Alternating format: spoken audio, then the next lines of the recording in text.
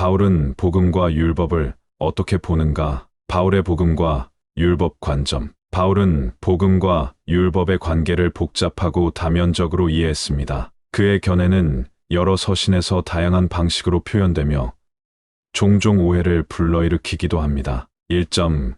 율법의 역할.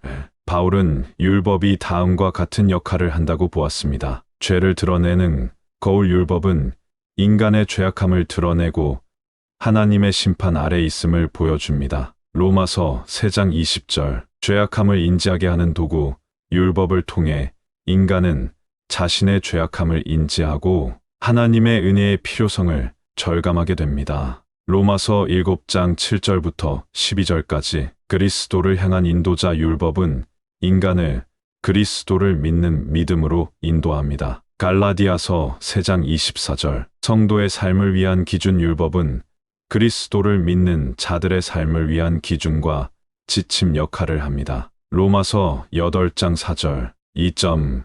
율법과 구원. 바울은 율법 자체로는 인간을 구원할 수 없다고 강조했습니다. 율법은 의로운 삶을 위한 기준을 제시하지만 인간은 율법을 완벽하게 지킬 수 없습니다. 따라서 율법은 인간을 구원에 이르게 하는 도구가 아니라 오히려 하나님의 은혜를 더욱 드러내는 역할을 합니다. 로마서 3장 21절부터 28절까지. 3점. 그리스도 안에서의 율법. 바울은 그리스도를 믿는 자들은 율법의 속박에서 자유롭다고 주장했습니다. 그러나 이는 율법을 무시하거나 폐기한다는 의미가 아닙니다. 오히려 그리스도 안에서 성령의 도우심으로 율법을 더욱 온전하게 지킬 수 있다는 의미입니다. 로마서 8장 1절부터 4절까지. 4점.